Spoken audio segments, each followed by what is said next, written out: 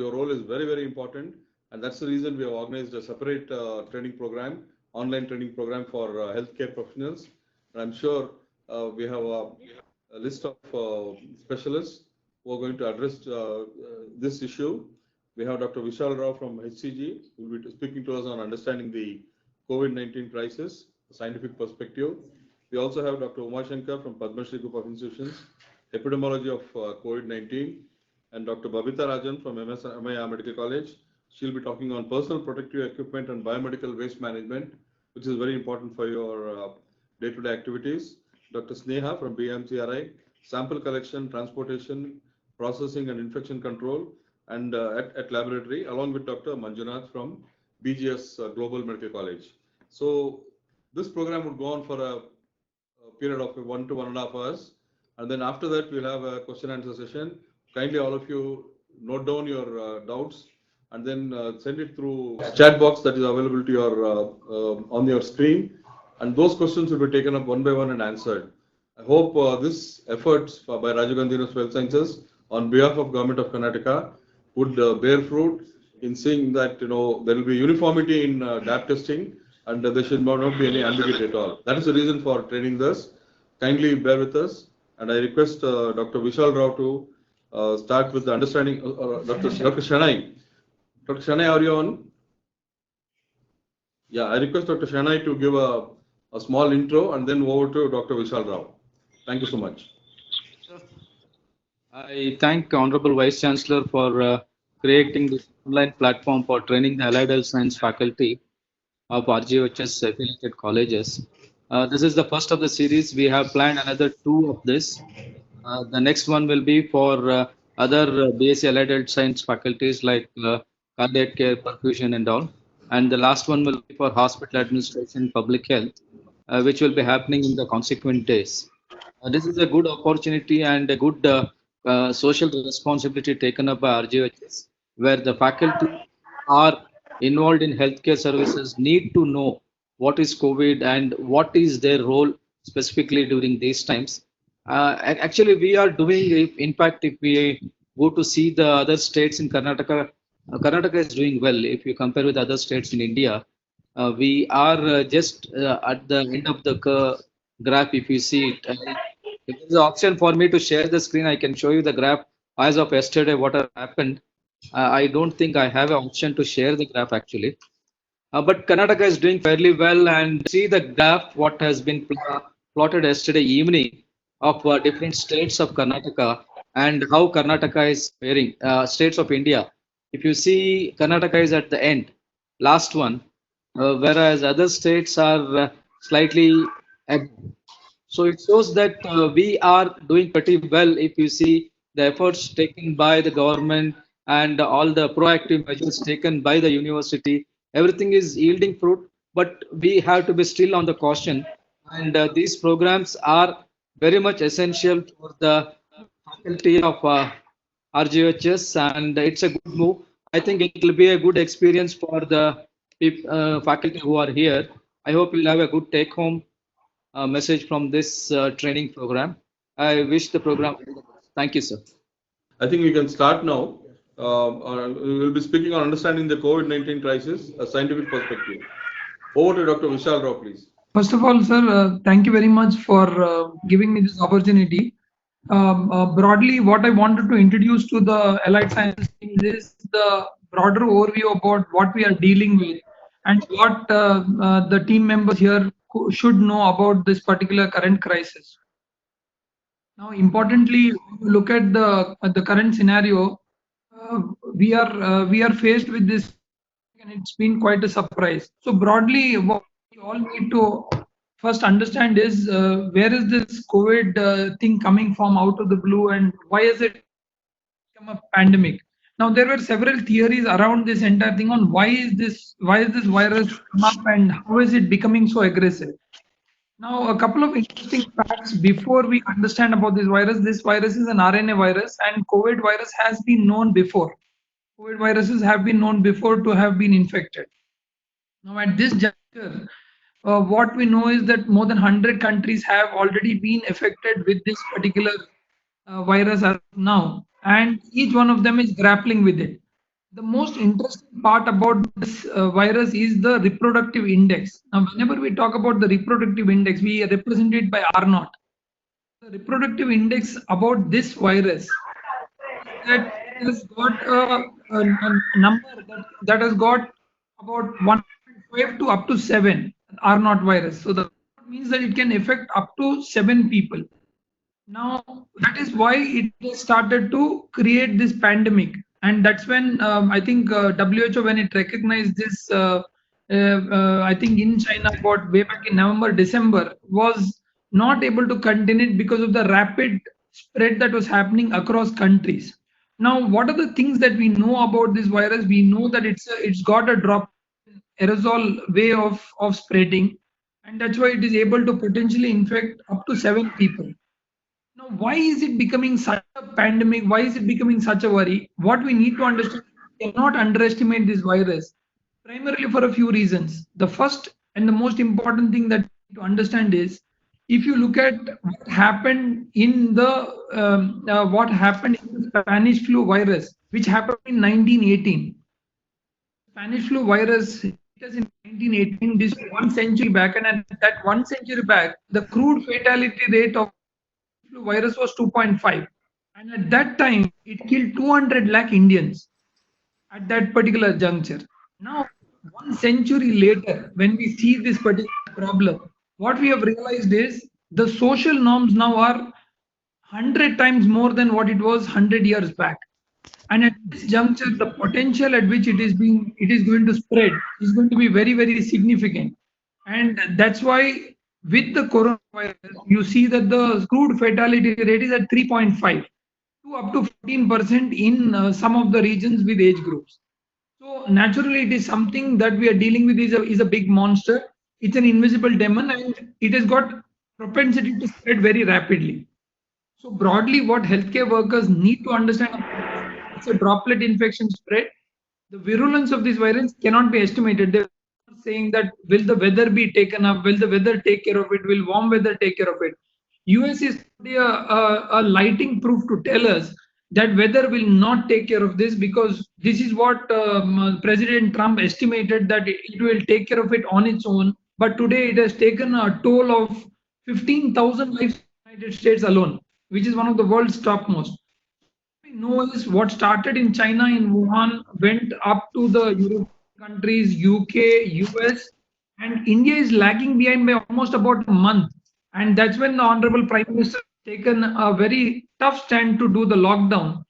Now, this lockdown, I think, is very, very relevant today, because of this lockdown, it has a very strong scientific basis to it, that moment to do a lockdown, this virus, which requires a host to replicate, will not get a host. And I think that's the simple mechanism behind which they have taken this decision to do the lockdown. So lockdown ensures that you are not exposed for the virus to spread in the community. And that's why I was telling that the crude fatality rate of 3.5 can be drastically reduced by such measures. Now, healthcare workers know more about it. From your side, what is it that you can participate? I think you need to understand that in these 3 weeks, the government actually divided the 3 weeks into 3 parts. The first part was to prepare for detection kits, to prepare for PCR machines, to prepare for ventilators, hospital beds. The second phase was for detection. Today, what we are doing with detection is, the detection methods that are being used is something called as real-time PCRs. The way you detect the coronavirus is through real-time PCRs, and that through a nasal swab has the highest yield, or through bronchoalveolar lavage. So you can get it through sputum, you can get it through bronchoalveolar lavage, or you can get it through a nasopharyngeal nasal swab. These are ways by which you need to get the particular specimen. Now, once you collect the specimen, then you have to run it in a detection kit. So there are several kits that are available. MyLab is an Indian brand that is available, which has RNA extractor, which has all of these things available in the kit.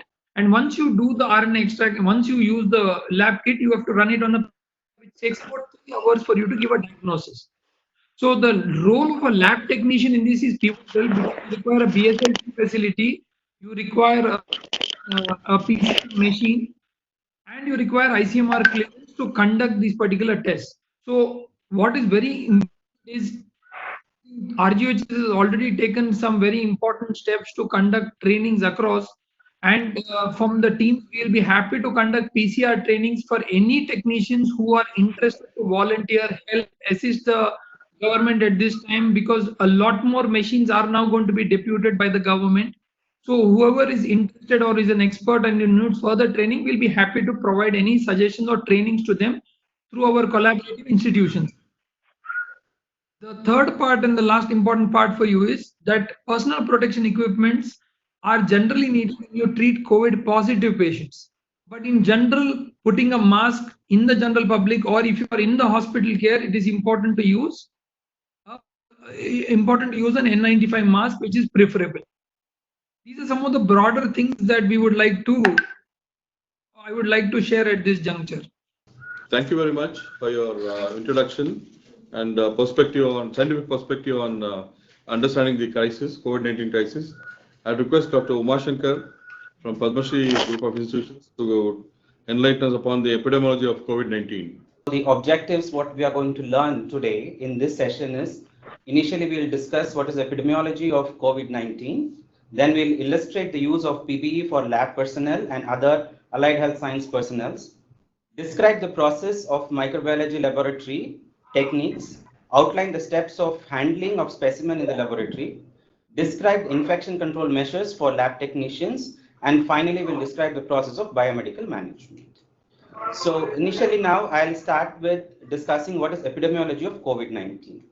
So we are talking about corona, all of us are talking about corona. So let's understand what is corona.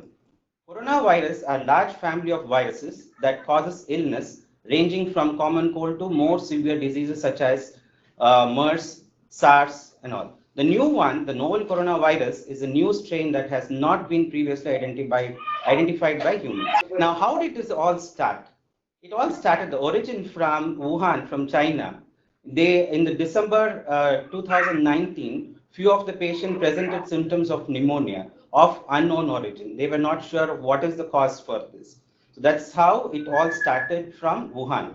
Initially, they thought that it is spread from the seafood market. So when they tested 41 patients, 66% of them had an exposure to seafood market. So that's how they thought maybe it is the origin from seafood market. But we also had similar kind of outbreak before in 2002, which was SARS. That also originated from China, which affected around 8,000 persons and 774 deaths in 26 countries. Now, let me quickly go through the timeline. How did it start? As I already told you, it started in Wuhan. The first case was reported on 12th December 2019. On 31st December, the Chinese authorities alerted WHO about the cases of pneumonia of unknown etiology. So then in January 2020, that's 1st of Jan, they closed the Wuhan seafood market, assuming that the spread was from the seafood market. On Jan 3rd, WHO alerted all the other countries, even India notified that they were, WHO notified India also about the epidemic.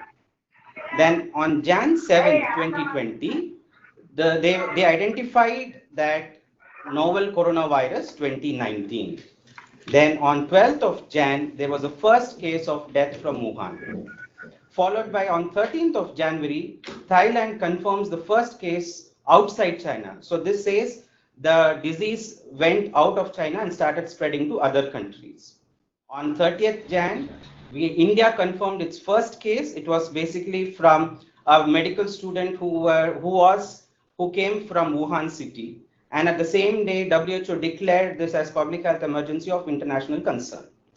On 11th of February, the virus was renamed as SARS-CoV-2 and the disease as COVID-19.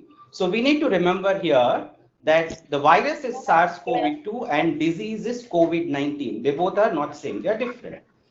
Then on 28th February, the WHO, looking at all the regional reports, they said that the global risk is very high. On 8th March, it was almost spread to 102 countries, more than 102 countries the disease was spread, and more than 50 countries had local transmission. On 11th March, WHO declared that the COVID-19 as pandemic. And now we know what is, as on yesterday, total globally, we had around more than 15 lakh cases, to be exact number, 15 lakh 21,252 total confirmed cases across other countries. And we have 85,054 total confirmed new cases and 92,798 total deaths. These are as on 10th April, 8 p.m. And if you look at the region, the WHO regions, globally, as we already saw, it's more than 15 lakh cases. The European region is very high with 7 lakhs, more than 7 lakhs. Then American region is more than nearly 5 lakhs. Then we have Western Pacific region next coming, then Eastern Mediterranean region and Southeast region, Southeast Asia region and African region.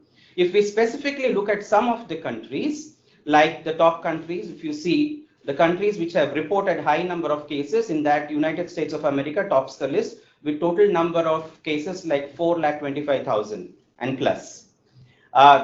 Then Spain, then Italy, then you can see the numbers. And when we look at the total number of deaths, Italy is on top with 18,281 deaths. Then we have Spain and then America and then France, and that's how it's going on.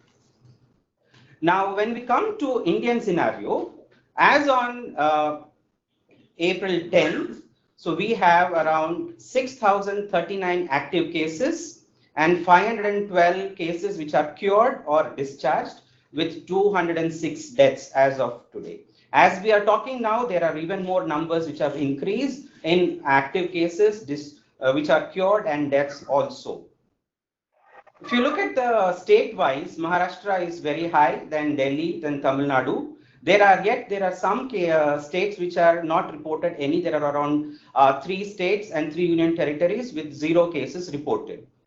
To be very specific, here are the numbers. Maharashtra with total confirmed cases of 1,364 and 97 deaths. Delhi 898 cases and 13 deaths. So like that, the cases are going on. If you look at Karnataka, Karnataka is at 11th position, in the sense the numbers are low, with 197 cases and 6 deaths as of today. Now, we have been talking about SARS or COVID. What is this? Let's understand that. What is a case definition?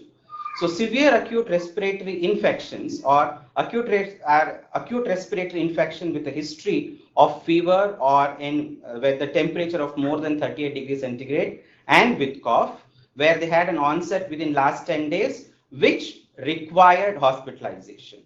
However, the absence of fever does not exclude viral infections. For surveillance, the definitions are any SARI, that is severe acute respiratory infections in a person with history of fever and cough requiring admission to hospital with no other etiology that fully explains the clinical presentation. They may have this or any of the following, like a history of travel to Wuhan province in China within last 14 days prior to symptoms, or to any other high countries or the states where the cases are very high. The disease occurs in a health worker who has been working in an environment where patients with severe acute respiratory infections are being cared for without regard to place or residence of history of travel. So earlier we said those who are traveled from these high prevalence countries. Now the other one is who are work in the health workers, even if they have not traveled, but if they have worked with somebody who have these symptoms, so we can consider them.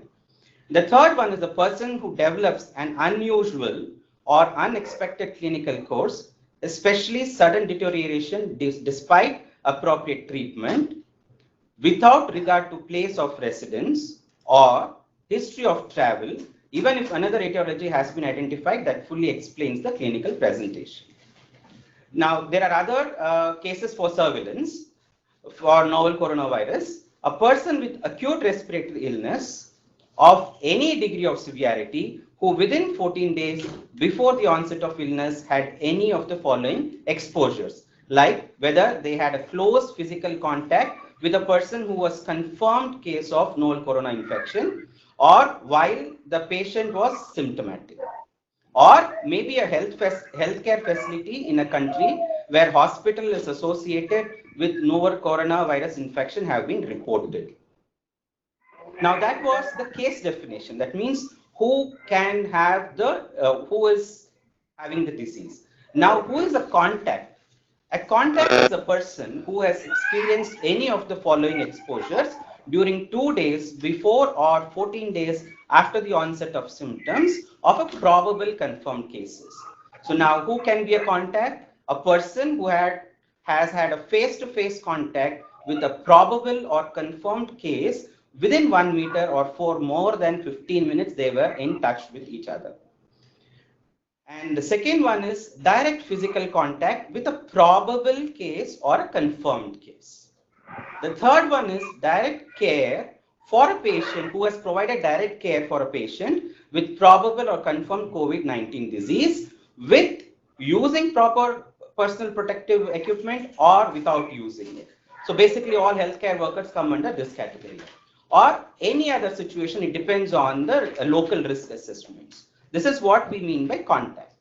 Now, what is a close contact? A close contact is defined as an healthcare associated exposure, including the persons who are providing direct care for novel coronavirus patients, or people who are working in healthcare, the healthcare workers infected with coronavirus, visiting patients or staying in the same close environment of coronavirus patient.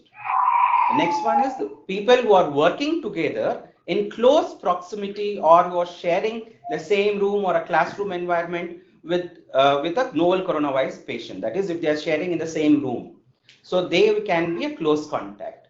And those people who have traveled together with a coronavirus patient, novel coronavirus patient in any kind of conveyance. It could be whether you have gone in a public transport or in a car together, or you have traveled together in bike. It could be any kind of conveyance you have gone. Or somebody who's living in the same household, maybe some of the family members, or if it was a student who was staying in a hostel, or somebody who is staying together in the same household as where the novel coronavirus patient is there. If we look at the epidemiological link, may have occurred within a 14-day period before or after the onset of illness in case under consideration. So that these 14 days are very, very important for us to understand. Now, what are the types of contacts? The contacts may be either high-risk contacts or low-risk contacts. So who are the high-risk contacts? The persons who have touched the body fluids of a patient, who have these symptoms, who has respiratory tract secretions, blood, vomit, saliva, urine phases. If you touch any of the body fluids of the patient who are suffering from novel coronavirus, so that person has got a high risk. It may be somebody who is supporting the patient, or it may be the healthcare worker, or it may be somebody the sanitary care workers like Porokarmikas, all of them who are coming in touch with these kind of, or the biomedical waste management people who may get in touch with the body fluids or body secretions from the patients. Or somebody who, the other person who is at high risk is somebody who has had a direct physical contact with the body of a patient, which including physical examination without a PPE, personal protective equipments. Basically the healthcare worker, either doctor, nurses, or any other healthcare workers who will be there. Or somebody has touched or cleaned the linen, cloths, or dishes of the patient. Or someone who lives in the same household, as we already saw, or anyone in the close proximity within 3 feet of confirmed cases. That's why we talk about the social distancing is very, very important in this place. The passengers who have they have traveled together within maybe what the Government of India guidelines says is somebody in the 3 rows in the front seat or 3 rows who is within the 3 rows behind that individual. So they were at high risk of developing COVID symptoms. Now, who are the people who are at low risk? The contacts, those who have shared the same space, the classroom, or who has worked in the same room, but not having a high risk exposure. Maybe they had social distancing, or they may not have had the patient who was confirmed case there. They are only suspected. and traveled in the same environment like bus, train, flight, anybody, but not having a high risk of exposure. So these are the people who have a risk, but they are not having a high risk. Now let's understand the epidemiology. What is the agent and other features of that? Now, COVID-19, the agent is coronavirus, which belongs to a large family of RNA virus, some causing illness in people and others circulate among the animals, which includes like camel, cats, bats, etc. Rarely animal coronaviruses evolve and infect people and then spreads further through human to human transmission, which we saw somewhere in 2002 as SARS and MERS in 2012. The etiological agent responsible for the present outbreak is COVID-19. That is, for COVID-19 is SARS-CoV-2, which we already saw it earlier, which is a novel coronavirus. Current estimates of incubation period of this 2019 novel coronavirus ranged from 2 to 14 days, mean being 5 days.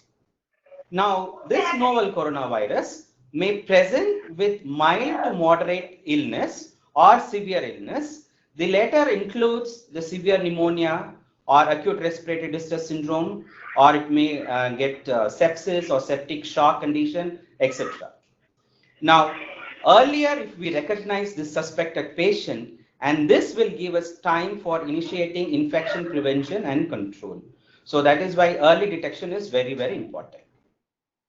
Now, when we look at the signs and symptoms, the report of WHO China Joint Mission, which published a report after going through around more than 72,000 cases, they observed that majority of the patients presented symptoms of fever, cough, fatigue with sputum, then cough with sputum and shortness of breath. The others also had some like myalgia, body pain, sore throat, headache, chills, vomiting, and diarrhea. These also symptoms were present, but mainly they presented with fever, cough, and fatigue. So how does this transmit? The mode of transmission. As we all know, the transmission is basically from respiratory secretions, which can spread from person to person through droplet infection. So suppose somebody sneezes, an infected person coughs or sneezes, the infected droplet will come out, will be sprayed out either through his hand if he is holding his hand and coughing. So that droplets will be in his hand, and then when he touches somebody, so that's how it can transmit. Or when he coughs, there may be, when he coughs or sneezes or something, when he touches some surface, or when he coughs also, there may be some kind of droplet which would have dropped on the surfaces or any items when some non-infected person touch that, and then it can the other person can get infection. So this is how there is the droplet transmission is happening. This is the mode of transmission of novel coronavirus. Now, when we look at the pattern of disease which has progressed, again, the WHO China Joint Mission had said that most of the patients are having mild symptoms, which either isolation or hospitalization helped them to recover. They had somebody who had moderate symptoms, but very little people or very few numbers had a very severe symptoms. We'll look into the percentage little later. And very few of them had they had a death or they were into critical condition. Now, what is the severity of the symptoms amongst the 72,000 patients? The severity was very high among those who had comorbidities. That is, those who had other diseases such as maybe hypertension, maybe diabetes, or maybe other respiratory illness or cardiac illness, maybe cancer, or somebody who is in chemotherapy or radiotherapy or somebody. So those people who had comorbidities, 74% of them had a high severe illness. And those who did not have comorbidities, the severity was little less, and only 26% of them had very severe illness. Now, from the same report, from the China and WHO report, mortality rate was almost 3% globally and 1.7% outside of China. And as we already saw, this was a mild disease. 81% had a self-limiting disease, and only 15% required some kind of hospitalization, and only 4% required ventilator support. This was from that 72,000 patients study. Now, how does this transmission occur? The majority of the cases arise from close contacts of symptomatic cases. Suppose there is a patient who is symptomatic, and if the people who are in close contact with them, as we saw already, somebody who is the health worker or the family members or the friends who are, or somebody who has traveled, so they have had the transmission was higher. So transmission in most of this setting is driven by family clusters. That is more than 75 to 88% of them from that.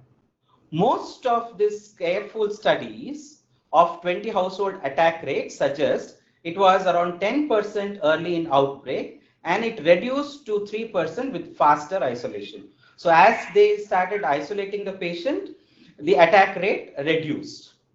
So transmission in other close setting did not happen much because they saw that it was already, they took a lot of precautions. And even in school and other places, the outbreak was not there because there was already schools and colleges were closed. So they did not see any outbreak in these kind of places, either in school or colleges. Okay, that is all the references. Now I would invite Dr. Babita Rajan from MS Ramaiah College to take over. Thank you, Dr. Uma Shankar. Good afternoon to all those who are viewing this particular session. The next session is a very simple and the most important before you even see a suspect or a case of COVID. I would like to know that why should really we wear this? One is to protect ourselves and to prevent spread of infection to others. Before wearing PPE, what all you should do? You should remove the jewelry and watch. Before you don the PPE, please have meals, drink water and use the washroom before donning PPE. Make sure there is a separate designated room for donning and doffing of the PPE. Always perform hand hygiene before donning and after doffing PPE. I'm sure by now you are all expert in hand washing and we should be practiced throughout. Let's talk about the mask. Why should we use mask? One is to protect the airway from the particulate matter which is generated by the droplets or aerosols, which prevents human infection. Second, to prevent spread of infection to others. So there are different types of masks which you are all aware of. One such as N95, the most important one when we deal with the suspect or the case. So where the places, one is triage or a screening area, laboratory technicians or lab experts, where microbiologists or pathologists who deal with the samples, flu clinic, ICU, it can be doctors, nurses, or even the staff who is working in the ICU, isolation area, sanitary staff, person handling biomedical waste, and even those who are handling dead bodies. How to wear an N95 mask? So first, cup the respirator in your hand with the nose piece right side up and the headband hanging freely. Position the respirator under your chin and nose pin on the bridge of your nose. While holding the respirator in position, pull the top headband over your head and rest it on the crown of the head. The lower band over your head and rest it below your neck and behind your ears. Always check the fit of the mask. How do you check it? Exhale through it, and if at all there is leak of air in between, adjust the nose piece and adjust the straps. Surgical mask we wear in OPD areas, radiology wing where we don't deal much with the patient, but we cannot say whether we come in contact with or not. Lab technician, why I've highlighted is because today we're dealing with the medical laboratory experts. Ambulance driver and cleaner, healthcare staff at quarantine, that is who does monitoring and temperature recording, support staff at quarantine centers. How do we wear? Make sure the colored side is onto the outside facing out and the white side facing in. Ensure it covers the nose and mouth fully. Either put the loop or the straps around your head and over the ear. Make sure you press the concealed metal which is on the bridge of your nose and tighten it. Cloth mask, we do not advise among the health professionals, but when there is shortage, we know what's the next option. As of now, in the guidelines, no PPE is required for those who are working in these areas, administrative employees and clinical researchers.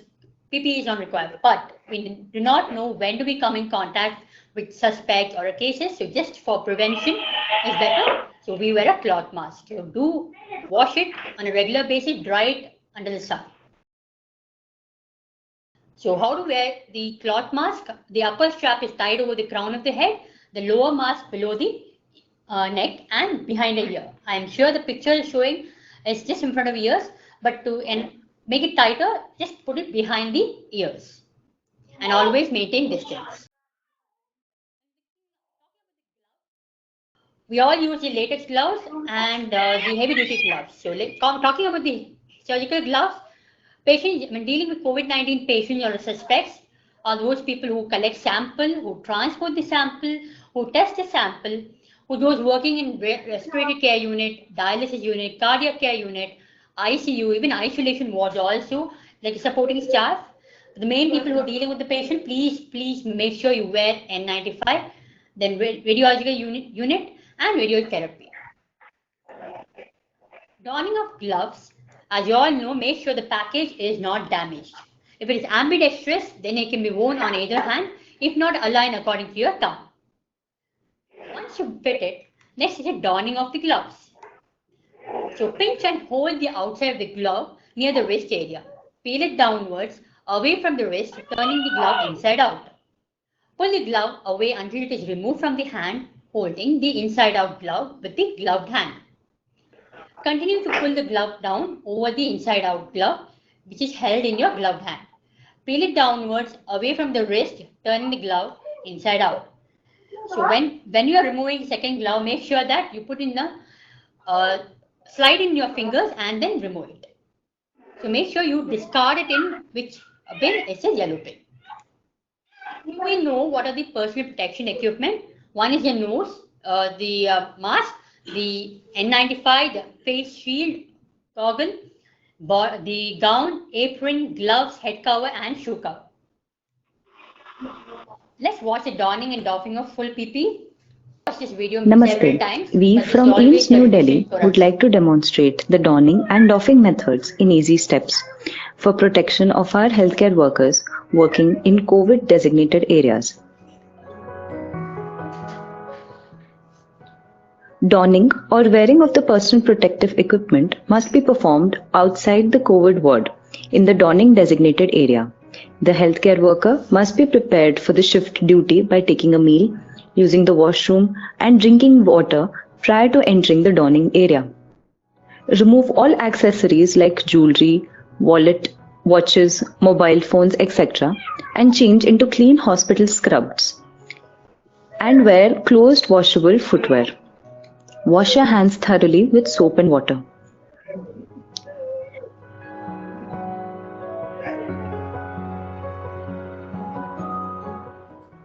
Now perform hand hygiene.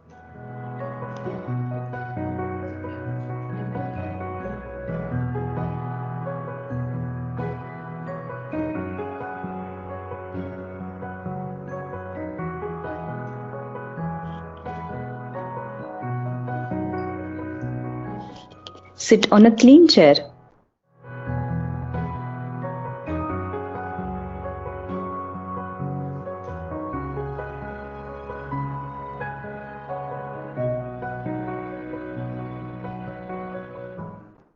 Tie the straps just below the knee by adjusting the length according to your height and make a simple bow-like knot which is not too tight, not too loose, so that it is easy to open while doffing later.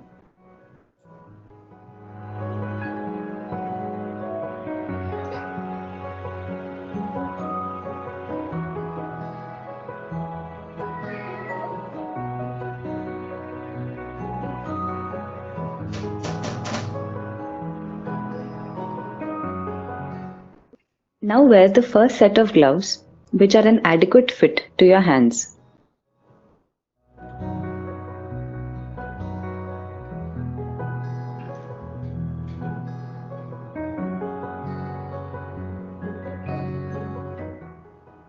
Examine the gown for any damage, including tears. Begin with wearing the arm sleeves, covering the inner gloves at the wrist.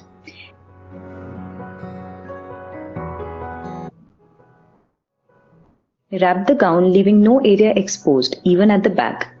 You may take the help of your buddy.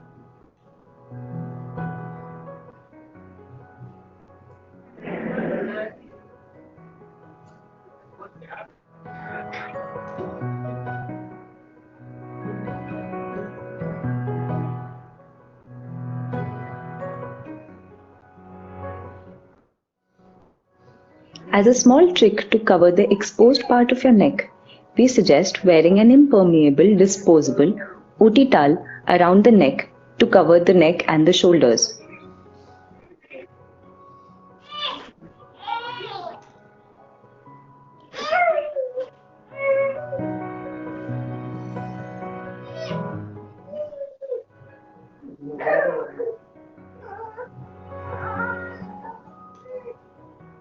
Hold the N95 mask like a cup in your hand, with both the straps hanging out in the front. Place the mask on your face. Pull and wear the lower strap first, placing it below your ears. Then pull and wear the upper strap, placing it above the ears. The most important step is to check that there should not be more than minimal air leakage around the mask when forcibly exhaling.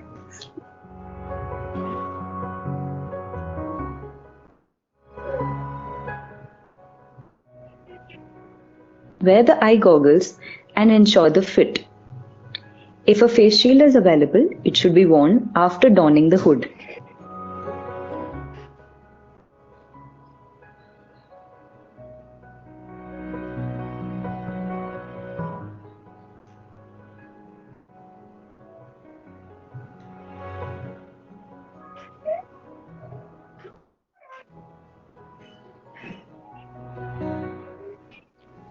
Wear the hood by crossing over the broad straps and tie them behind the neck. Make sure that the knot is easy to open at the time of doffing.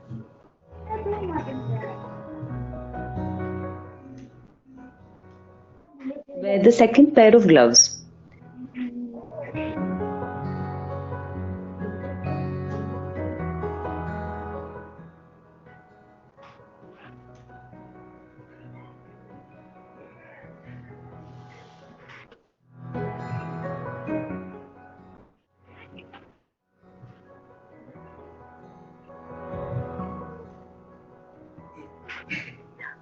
Pull them to cover the sleeve cuff and forearms as much as possible. Check the fit of the gown and be comfortable in moving around. Now you're ready to move into the COVID area. Doffing or taking off the PPE must be done in a designated doffing area, having red biomedical waste bins labeled separately for each type of personal protective equipment. There should be 2 chairs labeled as clean and dirty, preferably made of plastic or metal, which are easy to disinfect. It is very essential to perform each step with utmost care and slowly so as to not generate any aerosol. Perform hand hygiene after each step. Take the help of the observer to check for any air leaks or tears in the PPE. During the entire doffing procedure, the observer must not touch your PPE. Inspect for any gross contamination.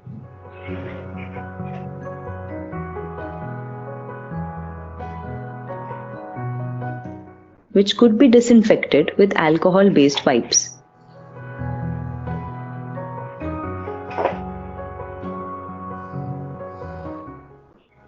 Now first, disinfect your gloves with alcohol-based hand rubs. It should be ideally be dispensed from an automated system or with the help of your buddy, or by pressing the nozzle with your elbow to prevent contamination.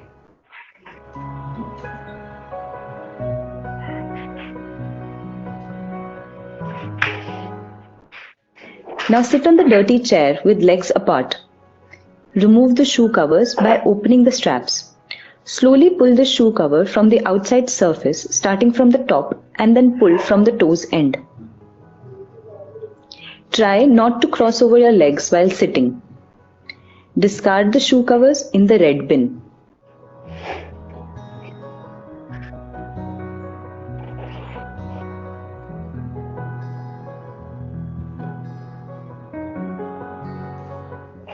Now disinfect the outer gloves.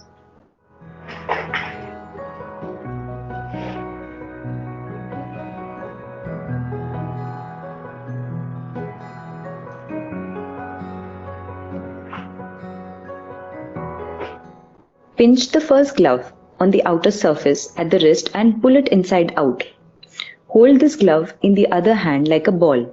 Now slide your thumb inside the other glove and remove it inside out, balling around the previous glove, making it into a single bag.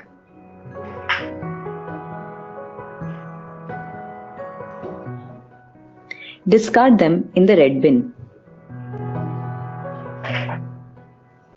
Now disinfect your inner gloves.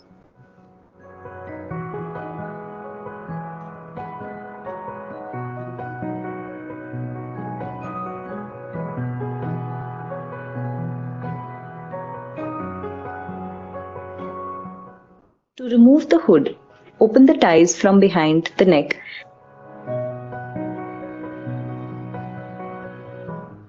and stoop forward towards the bin. Pull out the hood from the top and discard. Again, you need to disinfect your inner gloves.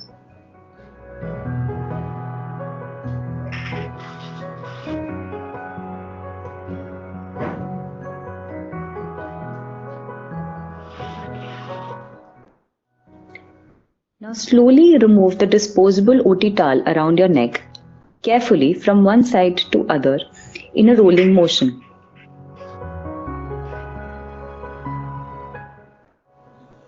Discard the OT towel.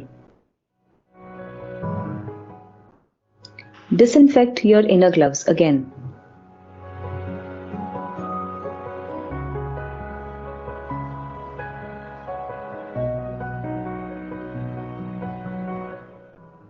Now untie the gown from behind the neck and from behind the waist. Carefully untie the straps.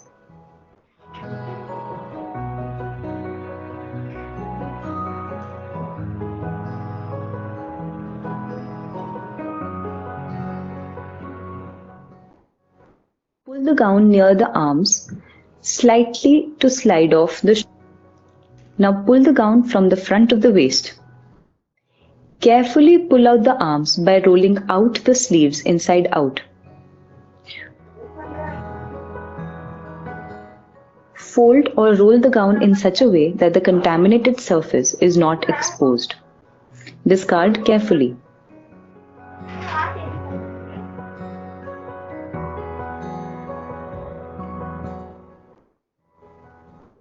Now again, disinfect your inner gloves.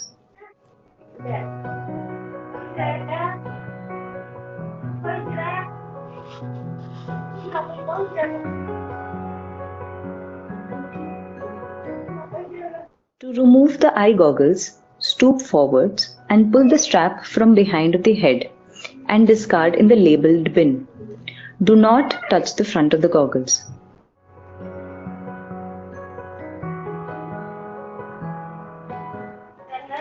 Again, disinfect your inner gloves.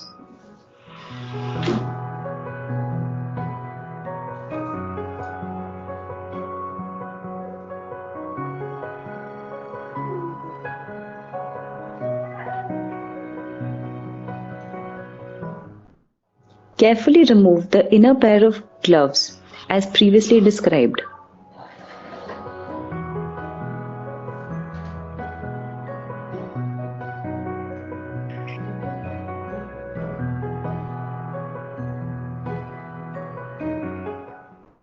Now perform hand hygiene with all the steps as mentioned previously.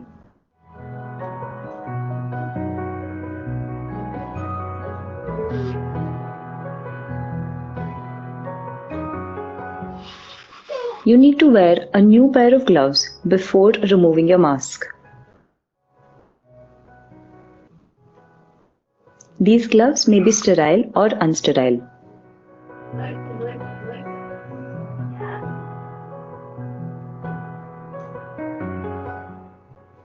Do not touch the exposed surface of the mask. Stoop forwards and first remove the lower strap. Then carefully remove the mask by pulling out the upper strap.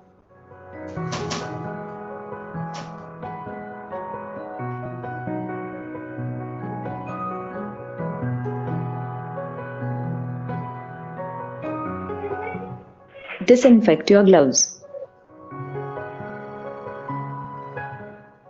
Inspect yourself for any leftover PPE left to doff and remove and discard the same. For example, like your head cap.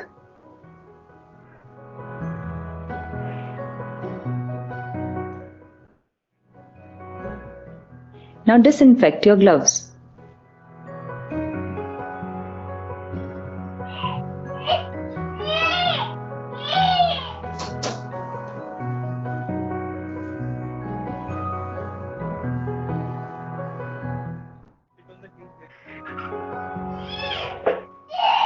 Sit on the clean chair.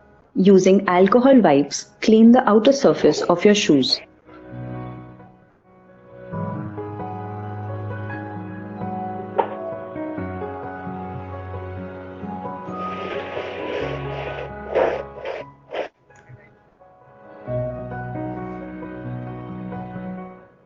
Now disinfect your gloves.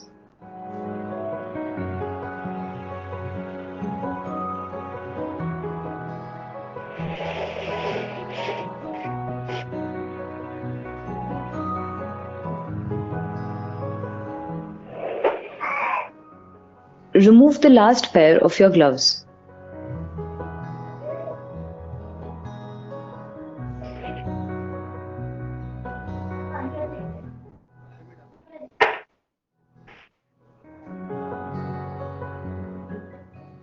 Perform hand hygiene.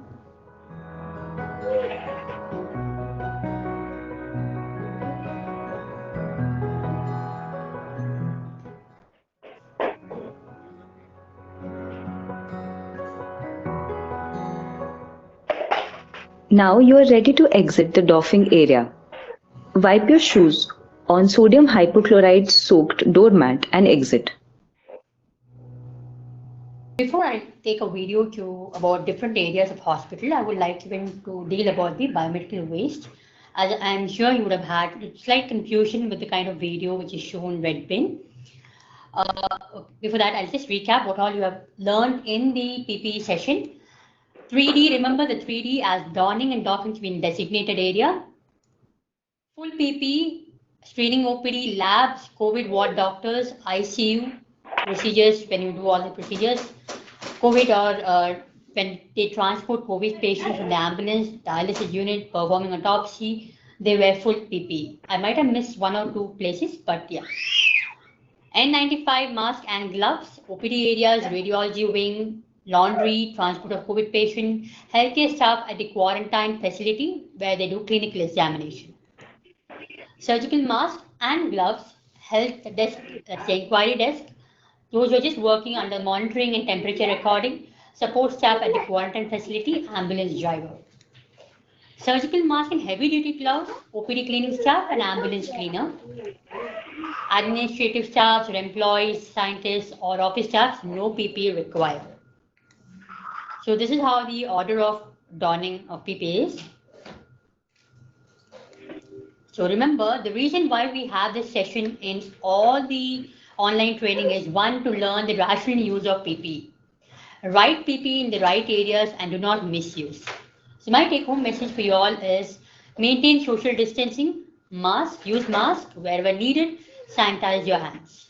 So it's very simple, mnemonic is SMS. So let's go, as I told you, biomedical waste is a very simple topic. One, as you all observe, when you get the package, PPE kit comes with a red liner for disposal.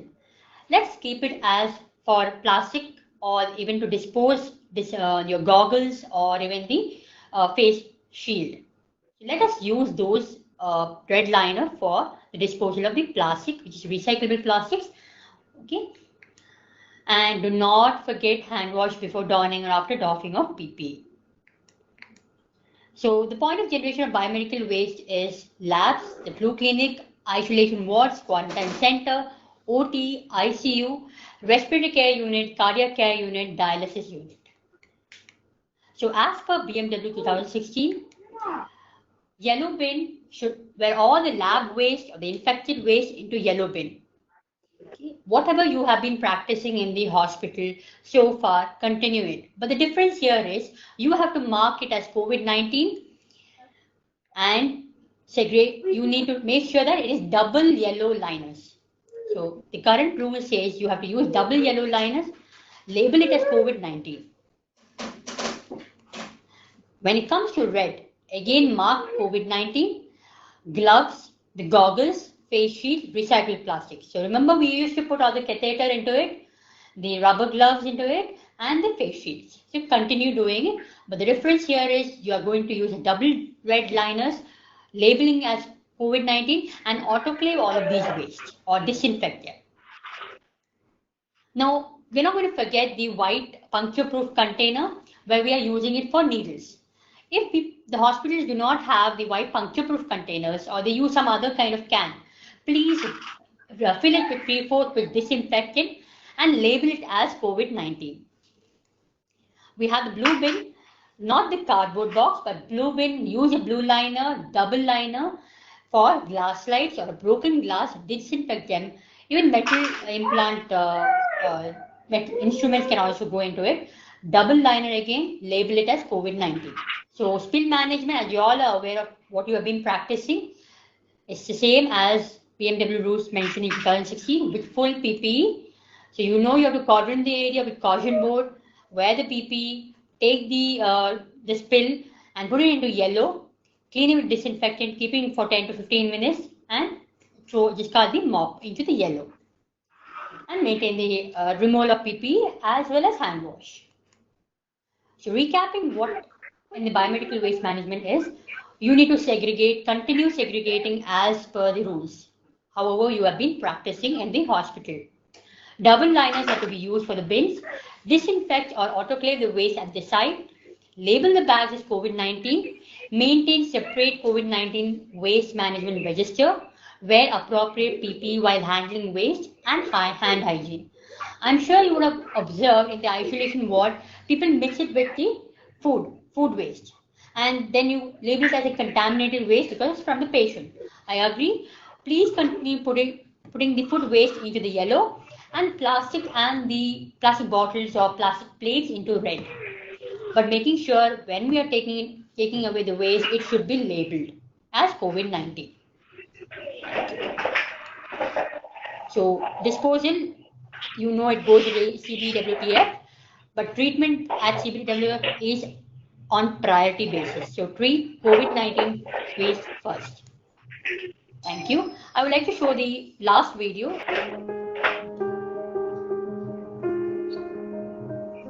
Protecting our healthcare worker is very, very important in this times of COVID-19.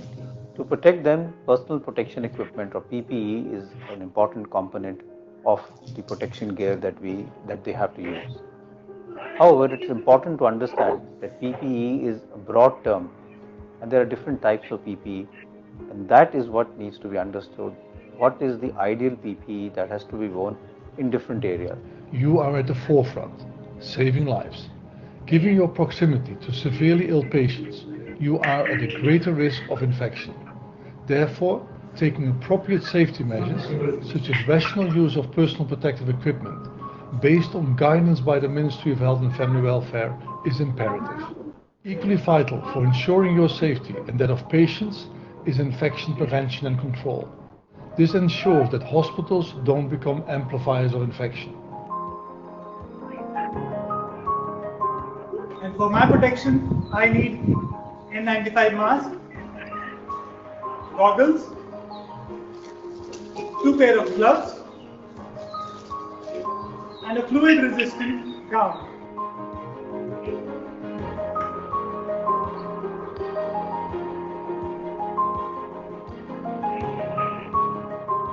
I have been posted for the screening area of the suspected COVID patients. I'll be collecting the samples of these patients, and for my safety, I require the following personal protective equipment, which are shoe cover, N95 mask, goggles, 2 pair of gloves, water-resistant gown, and a face hood for covering my head and neck.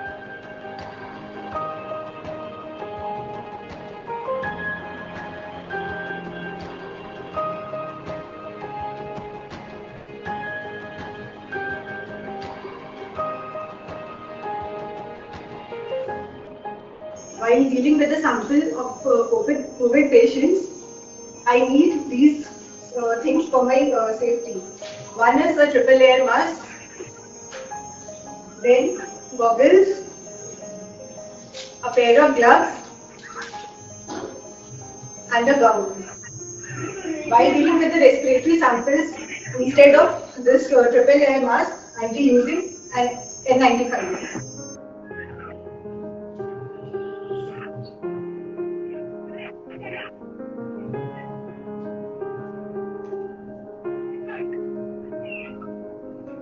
I would be treating the patients of COVID-19 in the ICU. So the things which I would require for my own protection, these are basically the 2 double gloves, the shoe covers, the inner gown. We would also require a water-resistant gown to wear over the inner gown. So this is a water-resistant gown which would be there. I would require N95 mask, and along with that I would require a face shield and hood to cover my head and neck. In case my face shield and hood is not available, then I would require a goggle to cover my eyes and a separate face shield along with a cap to cover my head. So these things are essential while treating patients of COVID-19.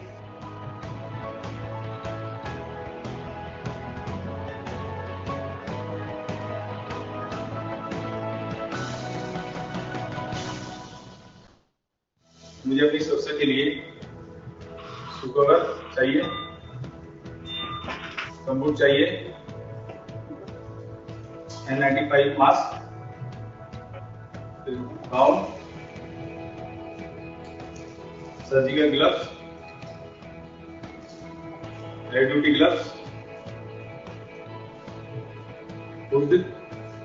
अगर hood नहीं है तो मैं cap लगाऊंगा, goggles लगाऊंगा,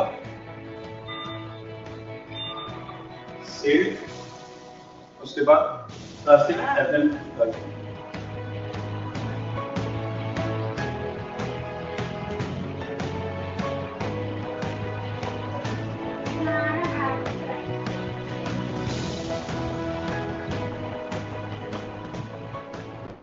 For my protection, I would require shoe covers, I would require N95 mask, I would require water-resistant gown, I would also require double gloves, I would also require a hood. If the hood is not there, I would require goggles.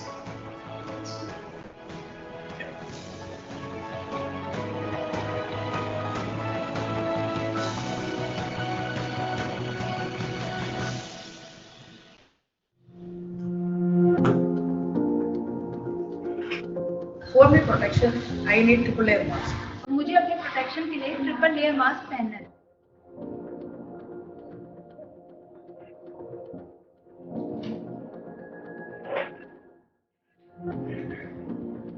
For my protection, I need a triple layer mask.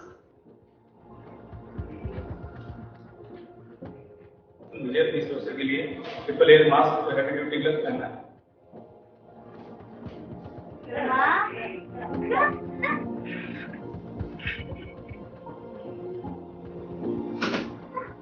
For my protection, I need N95 mask, I need goggles, I need a water-resistant gown and a double pair of gloves.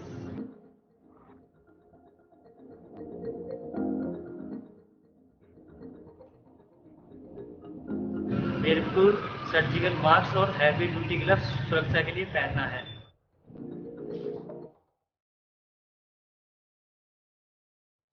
मैंने अपनी सुरक्षा के लिए surgical mask पहनना है।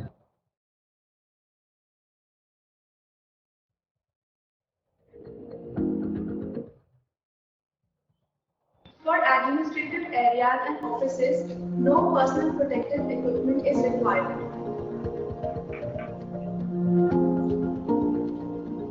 As we face an increasing number of COVID patients in our hospitals, it becomes very important that we rationalize the use of personal protective equipment.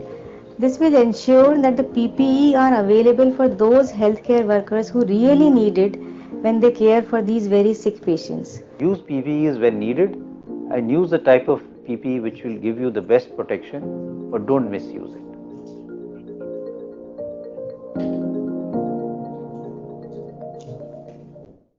Here I would like to end my session. Hope those videos are helpful. Over to Dr. Sneha. She'll be dealing with lab and its processes. Very good afternoon to each and every one of you. And today I'll be talking about process and infection control in microbiology laboratory. When we talk about processes, we talk about two things. One is the testing for COVID-19. The etiological agent, as has already been told, is the SARS-CoV-2. And we also have to address other microbiological investigations like microscopy or culture, let us say sputum or ball may be sent for culture from COVID patients, and even serological tests may be asked for, like let us say CRP. So we need to know the process for both these. Now, I'll not be dealing in detail with the methodology of the process for other microbiological investigations, as we already know in detail and we do it on a day-to-day basis. So I'll be mainly concentrating on the test for COVID-19. So the gold standard for diagnosis of COVID-19 is a real-time reverse transcriptase polymerase chain reaction, what we call it as RT-PCR. But as we all know, even the antibody test has been approved, and we are likely to start these very soon. Now, the guidelines for the lab testing of COVID-19 is done as per the protocol shared by ICMR, right from sample collection to packaging and transportation as well. And once received in the laboratory, even the protocol for testing and reporting is as per the ICMR guidelines. Now, the samples to be collected for diagnosis of COVID-19, as is clearly seen in this slide here, the first and the commonest sample is the nasopharyngeal and the oropharyngeal swab. These swabs have to be collected, please pay attention here, with the Dacron or polyester flock swabs. We cannot use the cotton swabs because they are inhibitory. And both the swabs should be placed in the same viral transport medium, and cold chain has to be maintained because it is a RNA virus. Apart from nasopharyngeal and oropharyngeal swabs, the other samples that can be collected are bronchoalveolar lavage, the tracheal aspirate, sputum, tissue from biopsy sample, and even autopsy from lung in case of a patient who is suspected to have died from COVID-19. And for the antibody testing, we need to collect the serum sample, preferably in serum separator tubes, and the volume to be collected is around 3 to 5 ml of the whole blood. Now, these samples, once collected in the viral transport medium, need to be packaged very efficiently to prevent the spillage and thereby risk to others. So we need the following items when we are packaging. That is the absorbent material, it could be cotton or tissue, etc. And paraffin or sellotape for sealing. And we need a secondary container which has to be leak proof. For example, it could be a Ziploc pouch or a Falcon tube or a plastic container which is having a tight cap. And then to maintain the cold chain, we need frozen gel packs or dry ice. And finally, a suitable outer container which can help in maintaining the temperature, like a thermocol box or a vaccine carrier or an ice box. Now, once packed, this is how it should look, and the primary container should be clearly labeled with the patient details, minimum 2 identifiers, because there can be two patients of the same names, in which case the second identifier like age or gender or any other patient details will help us. And then as told already, the absorbent material, the secondary container finally goes into the outer package. And these samples have to be labeled as biological substance category B and then transported. So if you see this slide, it clearly shows how to do the packaging, and already, as has been told in detail, the proper PPE to be worn while collection, packaging and transportation of all the samples that are collected from the patients.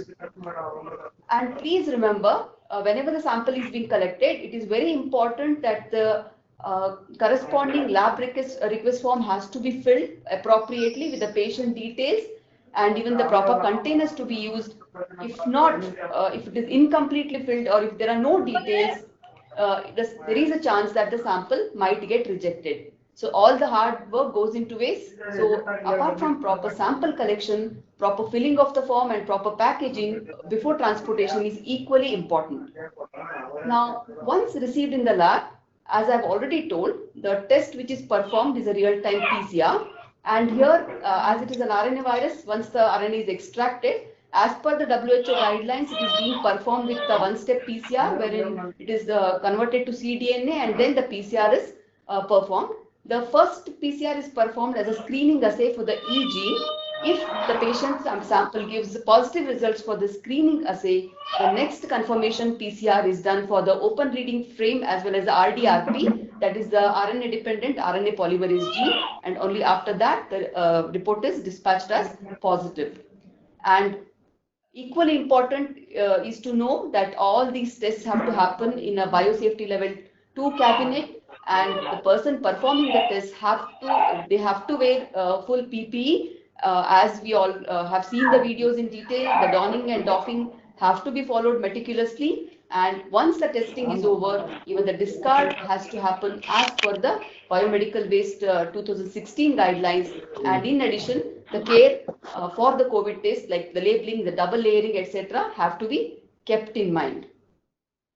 So once the testing is done, it is very important that we dispatch the report. So as you can see here, the proper date and time of reporting, from where the sample has been sent to us, the address of the referring facility. And as you can see here, even while we report, we have to mention the date of onset of illness, because every test has its limitation. If done too early or too late, they might give negative reports. So the timing of the sampling is very, very important. So filling of the lab request form, that is why I said is very important. So once all these are entered, it is prepared by one and checked and approved by another person. Only after that, the report is dispatched.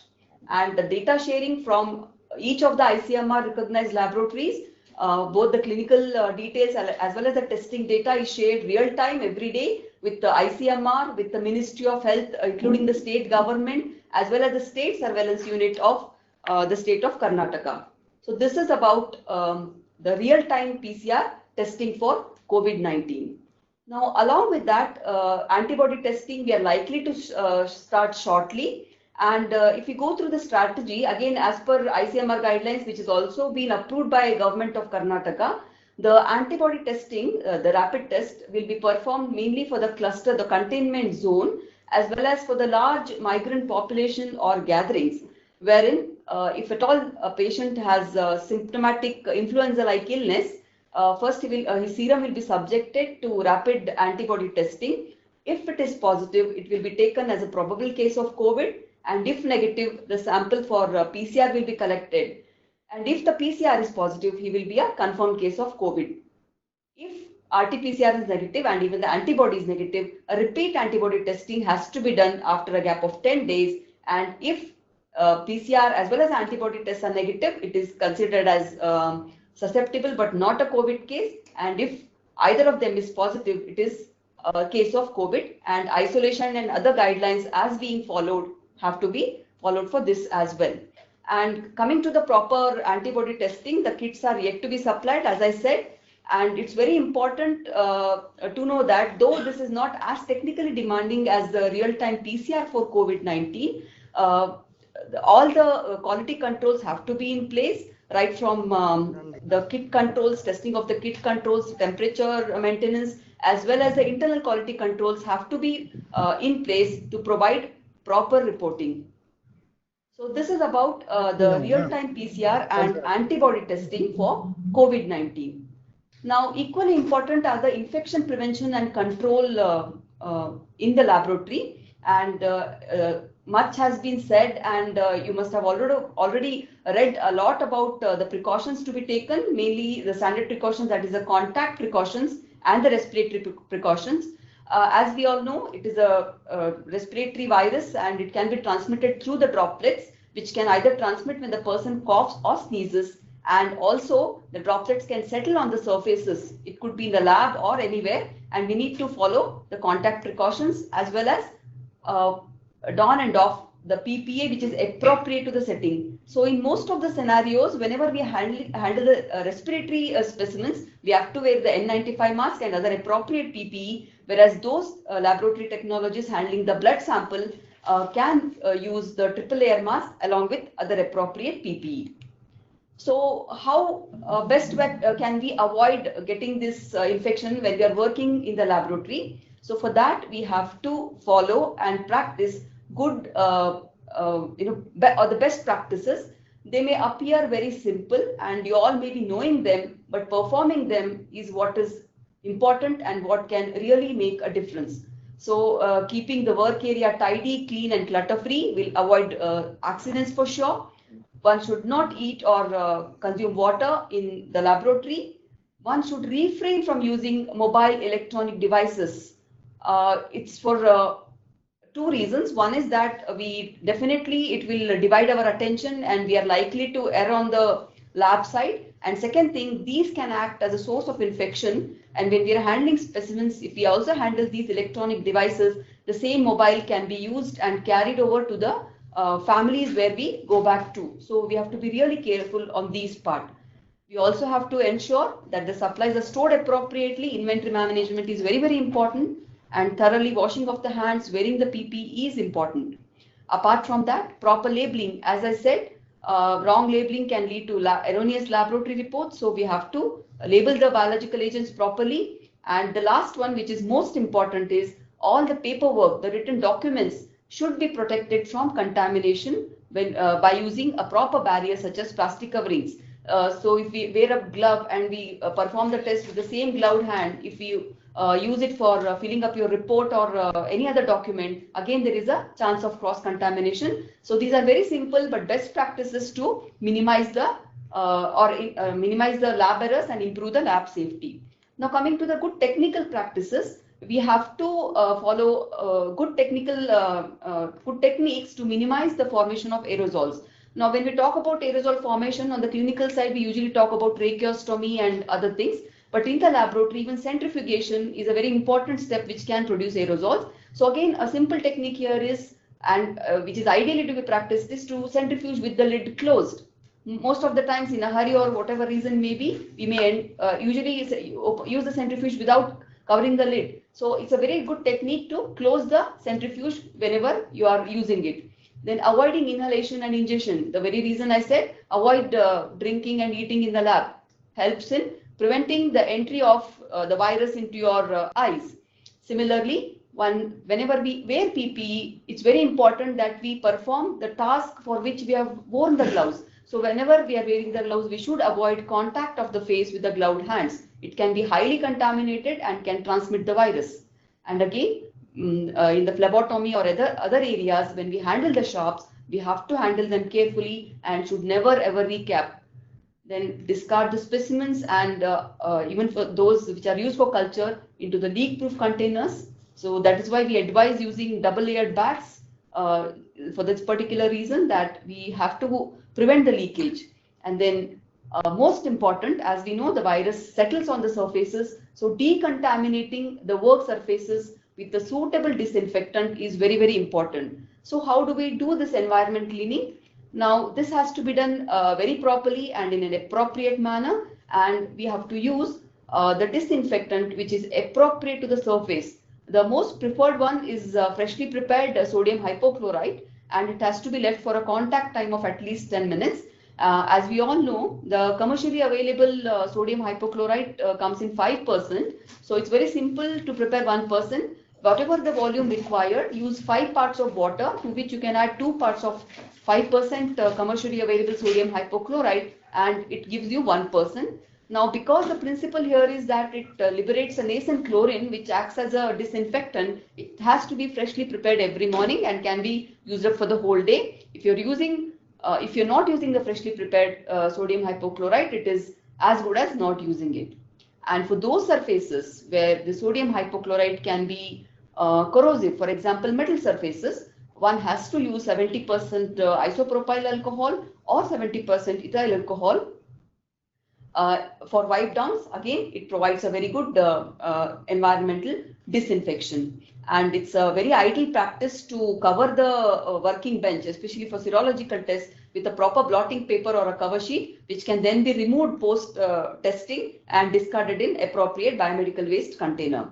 And usually it's the housekeeping staff which does the work of handling the biomedical waste, and much has been deliberated by Dr. Babita on this.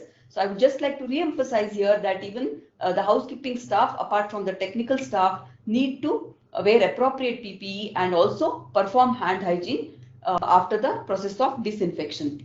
So all these slides are taken from the references of CDC, WHO, etc.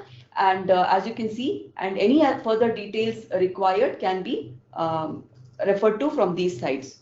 Now, the lab just doesn't include microbiology lab. We are handling patient samples for pathology as well as biochemical investigation. So I would like to invite Dr. Manjunath, who will be deliberating on the lab safety and sample handling with relevance to pathology and biochemistry.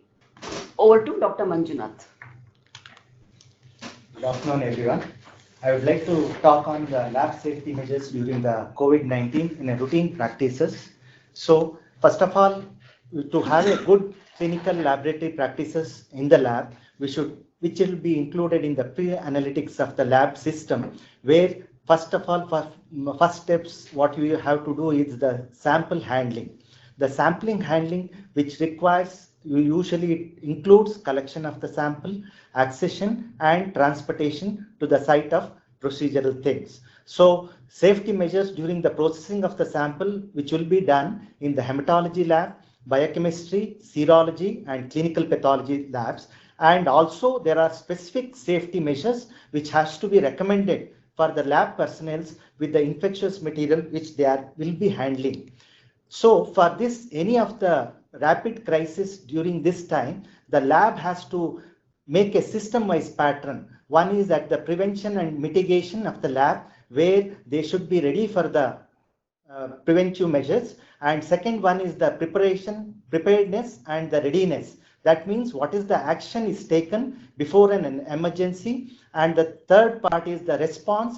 What is the activity in the reaction to the known or suspected event that has been taken. And the last part is the recovery.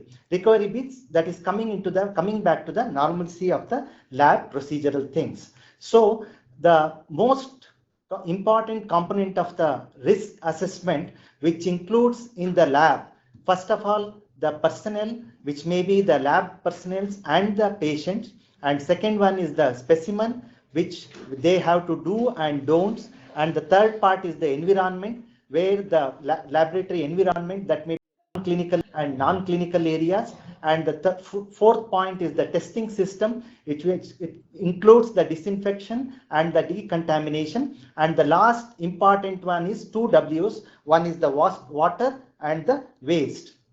So in the laboratories, most of our clinical laboratories are, there is a biosafety laboratory level 2. That means there is a difference between the biosafety laboratory and the biosafety cabinet as such. Biosafety laboratories has been graded into grade 1, 2, 3 and 4. Grade 1, which is usually meant for low risk microbes, whereas the grade 4, which is meant for high risk microbes.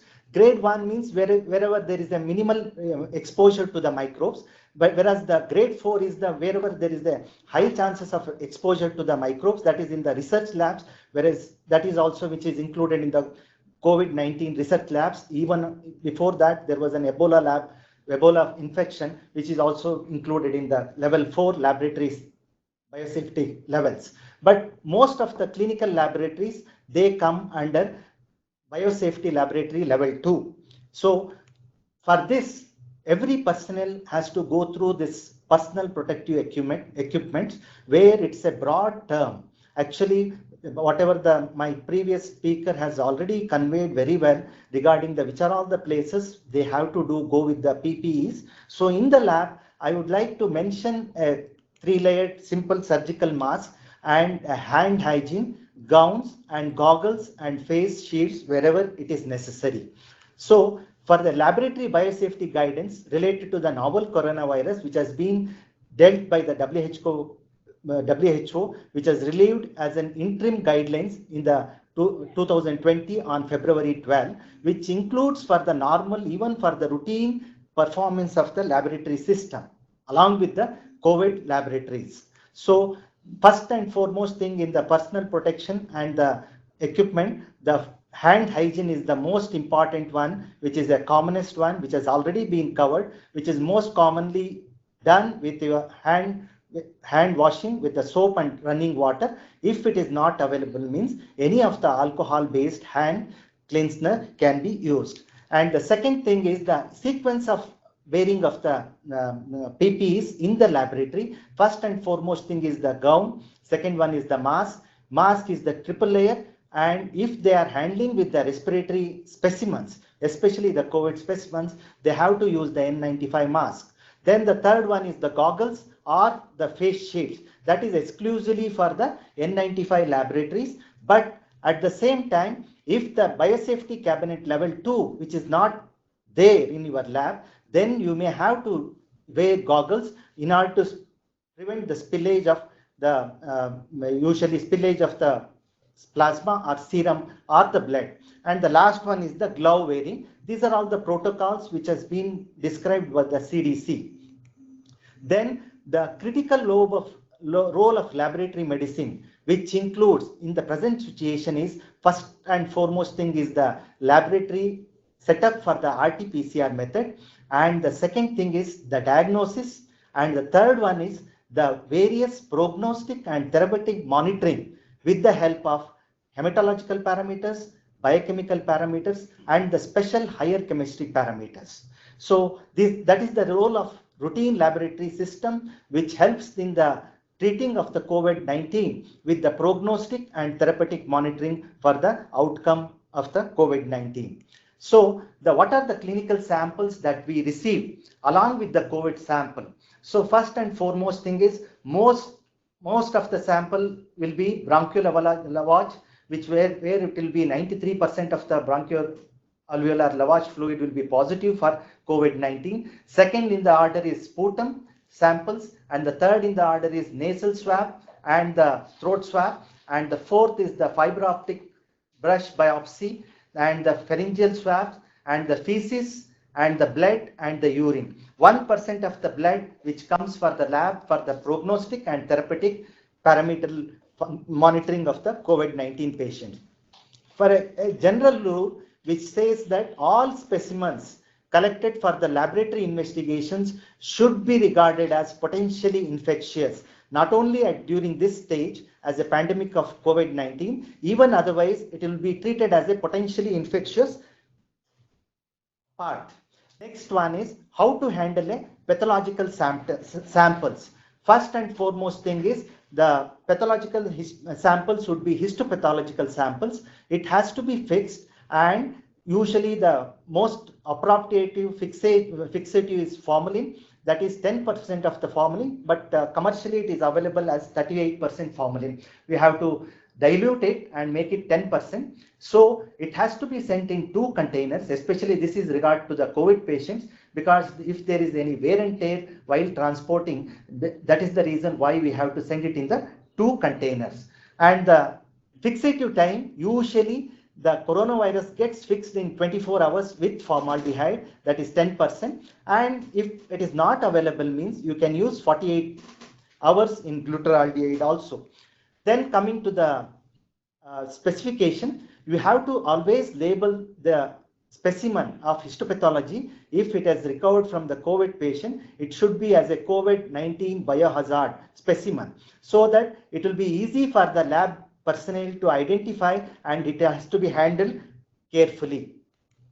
So what are the things which should not be encouraged during the COVID-19 is, whenever we are doing a cryostat examination, that is live specimen which has to be taken it for the diagnostic purpose. Ideally it is not, but it can be done in a very serious circumstances wherein we have to take a proper precautions, where it should have a UV light, UV disinfection light sources, and after the use of cryostat, the cryostat has to be disinfected with the 60 to 70% of alcohol.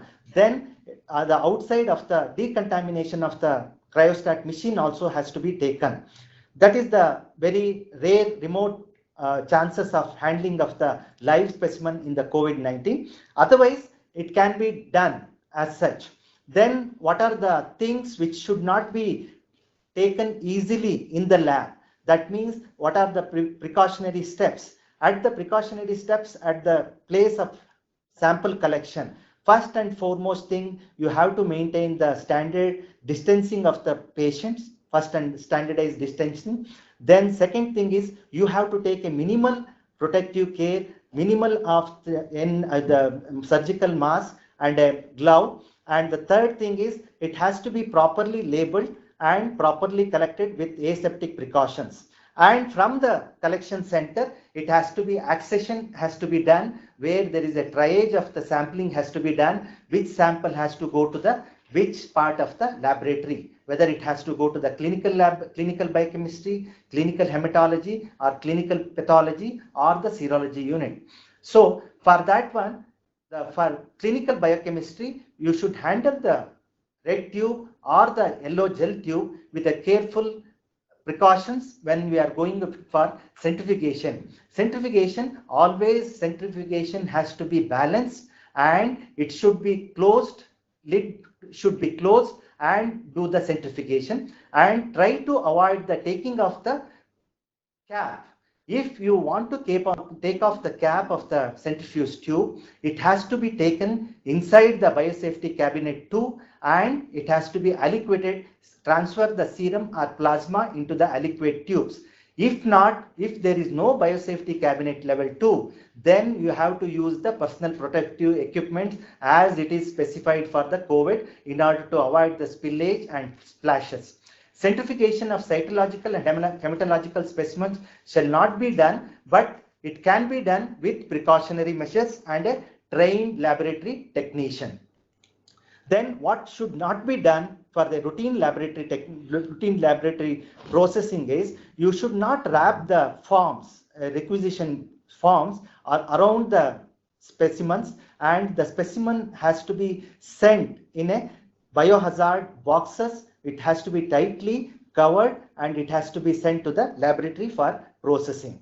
So what are the other investigations apart from the COVID-19 which we do in the common laboratories, routine laboratories? In the hematological sections, we will be doing CBC, complete blood count, where there will be an increase in the WBC count, then increase in the neutrophil count, decrease in the lymphocyte count, which occurs as a result of decreased immunological response to the virus infection. Then decreased platelet count, which may be a conjunction coagulopathy, or sometimes there will be a reactive thrombocytosis also. Then the albumin parameters will be decreased. It may be because of impaired liver functions, and the lactate dehydrogenase and alanine, ALP, AST, and total bilirubin, and creatinine, cardiac troponin, and D-dimers, all these things will be increased. Whereas in the coagulopathy, it may be the PT and APTT may be also be increased. And the important thing is the ferritin. Ferritin will be increased. Why this happens? It may be because of due to severe inflammation that is occurring as a result of viral inflammation. The most thing, the pathogenesis, what it happens is the molecular basis. In the molecular basis, these viruses, they act upon the beta chain of the hemoglobin, where this beta chain are hampered where there is because of hampering of the beta chain, the phosphorylation will not occur. Porphyrin phosphorylation will not occur. As a result of porphyrin phosphorylation defect, the iron will be released. When the iron is released, it causes a toxicity to the lung parenchymal tissue. That causes the cytokine release and cytokine crisis, that is known as cytokine storm syndrome. Why there is a hypoxia? Because whenever there is a release of iron, the hemoglobin cannot bind to the oxygen content. That is the reason why there is an hypoxia in these patients. It may be milder forms, moderate and severe forms. That is the significance of these parameters in the COVID associated therapeutic and prognostic monitoring factors in routine laboratory practices. So that is about the important thing. One, you have to keep it in your mind as a medical laboratory technologist. One is how to handle the centrifugation machine and how to disinfect the centrifugation machine, and what are the precautionaries to take while taking off the cap of the tube and while transferring it to the aliquot for the further processing. So what is the cleaning in the clinical areas? So that's an environmental factors, but already my previous speaker has already told you about all these things. I wanted to highlight only on all clinical areas in the laboratories should be treated. Disinfection should be done with 1% sodium hypochlorite, which should be specifically prepared, and the mopping should be done every 8 hourly. Then if it is in the COVID lab, it should be done every 4th hourly. So along with that one, spillage management protocol has to be taken, which is the separate SOPs what we follow to our respective laboratories. So next, coming to the testing system. Testing system, as I have already described, either the use of certified type 2 A1 or A2 biosafety cabinets, in addition precaution to provide a barrier between the specimen and personnel. That is usually most of the laboratories, bigger laboratories, will be having this barrier system. If not, you have to use a proper personal protective equipment such as surgical mask, face shield or other physical barriers like splash shield, centrifugal safety cups and sealed centrifugation rotators to reduce the risk of exposure to laboratory personnel. So now coming to the last one is water and waste. There is no evidence of surrogate human coronavirus that may be present in the surface or in the groundwater. Then secondly, most of the water is usually the chlorinized water. Hence the chlorinification, it depends upon the local the safetiness of the local authorities. They will do the chlorination of the water for drinking purpose. But it can be present in the dechlorinized water at least for 2 days, or it may be in the hospital wastewater at 20 degrees centigrade. But for all this dechlorinated water, wherever it is necessary, the disinfection around this can be done with 70% alcohol or sodium hypochlorite solution. So last thing is, as a routine laboratory procedural thing, biomedical waste compartment which comes according to the lab system which you are following. Most oftenly what we are following is the infectious agent, that is waste material which is non-plastic, should be put on the biohazard, which is yellow designated bag, and the infectious waste, which is plastic one, which has to be kept in the red bucket, and the this one sharpeners, it may be infectious and injurious sharpeners, has to be put in the puncture proof white can, and the infectious sharp waste should be put in the puncture proof blue bag. And the other waste materials, either it can be black or green. Green is usually for the domestic purpose, and whereas the black is for the cytotoxic waste. This is the routine protocol for any labs what we are following, and the previous speaker has already told it compared to the complete in detail about the biosafety management system. So what are the mythbusters which can keep you troubling always? That first and foremost thing is exposure to the sun or temperature, which will not prevent from coronavirus. Then the second point is, you can get coronavirus, but you can get recovered from coronavirus, but it will not stay for your lifelong process. And the third myth, what you have quoted is, in the social medias, you might have seen that being able to hold your breath for 10 seconds or more without coughing or feeling discomfort does not mean you are free from coronavirus disease or any other lung injuries. Then drinking alcohol is absolutely prohibited and it is dangerous and it will not protect you from COVID-19. And COVID-19 in environmental conditions, either in the hot or humid climates or in the cold or the snow climates, it will not kill the coronaviruses. And taking hot bath, it is just a surface prevention. It is not definitive measures for preventing the coronavirus disease, because coronavirus disease is a droplet infection. Then the use of ultraviolet disinfection lamp.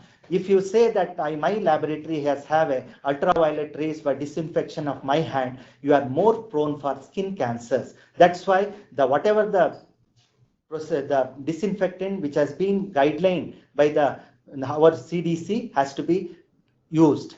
And spraying of alcohol plus sodium hypochlorite solution for the body, which is not recommended, but which acts as a surface disinfectant, as one of the surface disinfectant procedural things. And no vaccine against pneumonia protects you against the new coronavirus, and antibiotics are not the preventive measures or the treating in the new coronavirus infections. So my references are mainly with the CDC interim laboratory biosafety guidelines and WHO laboratory guidelines. So thank you very much. Now the session is open for any question and answer. We have received some questions, and others who have any questions from all the sessions, you can please post your questions.